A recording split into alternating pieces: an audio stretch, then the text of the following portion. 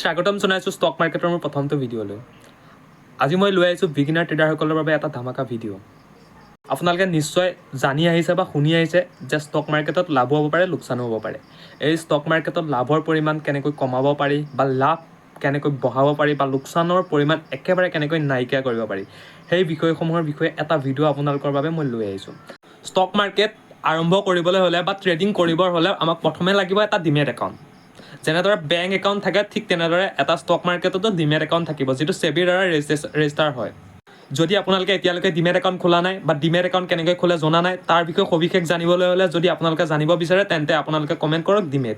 আপোনালোকৰ সবিশেষ ভিডিঅ' মই আপোনালোকৰ বাবে আগবঢ়াম।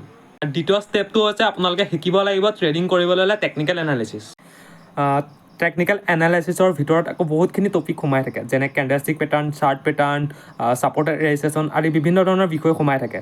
যদি আপোনালোকে এইসমূহ বিষয় এতিয়াও বিচাৰি আছে তেন্তে আপোনালোকে কমেণ্ট কৰক। কেণ্ডেলষ্টিক বা যিকোনো বিষয়ে টপিকত আপোনালোকে কমেণ্ট কৰিব পাৰে, মই আপোনালোকৰ এইসমূহ ভিডিঅ' লৈ আনিম।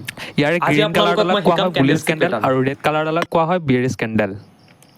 আৰু এডাল হ'ল যোনডাল ওপৰৰ পিনে ওলাই গৈছে সেইডালক কোৱা হয় বুলিছ কেণ্ডেলৰ আপাৰ ছাইডৰ বা আপাৰ উইক। ঠিক তেনেদৰে যোনডাল তলৰ ছাইডে গৈছে সেইডালক কোৱা হয় বুলিছ কেণ্ডেলৰ লোৱাৰ ছাইডৰ বা লোৱাৰ উইক। ঠিক তেনেদৰে ৰেড কেণ্ডেলৰ ওপৰৰ পিনে যোনডাল ওলাই গৈছে বা যোনডাল আগবাঢ়ি গৈছে সেইডালক কোৱা হয় আপাৰ ছাইডৰ বা আপাৰ উইক। আৰু লোৱাৰ পিনে যোনডাল গৈছে সেইডালক কোৱা হয় লোৱাৰ ছাইডৰ বা লোৱাৰ উইক। আৰু যোনখিনি মাজৰ যোনখিনি অংশ থাকে, যোনখিনি ইয়াৰ পৰা যোনখিনি অংশ আছে সেইখিনিক কোৱা হয় ৰেড কেণ্ডেলৰ বডি বা গ্ৰীণ কেণ্ডেলৰ বডি। যোনডাল কেণ্ডেলৰ মানে চাব গৈছে, যদি ৰেড কেণ্ডেলৰ এইখিনিত চোৱা যায় সেইডাল ৰেড কেণ্ডেলৰ বডি আৰু গ্ৰীণ কেণ্ডেলৰ এডাল। আপোনালোকে আৰু এটা কথা ইয়াত লক্ষ্য কৰিছেনে বাৰু, মই ইয়াত লিখা আছে যে অ'পেন আৰু ক্ল'জ, আৰু ইয়াতো লিখা আছে ঠিক তেনেদৰে ওল্টাকে অ'পেন আৰু ক্ল'জ। ৰেড কেণ্ডেলৰো ওল্টাকে লিখা আছে, গ্ৰীণ কেণ্ডেলৰো ওল্টাকে লিখা আছে। ইয়াৰ পৰা এইটো কথা গম পোৱা গৈছে যে গ্ৰীণ কেণ্ডেলৰ সদায় অ'পেন তলৰ ছাইডৰ পৰা হয়, তলৰ ছাইডৰ পৰা ওপৰ ছাইডৰ পিনে গতি কৰে।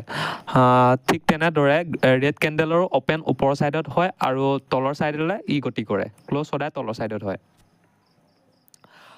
আপোনালোকে ধৰি লৈছোঁ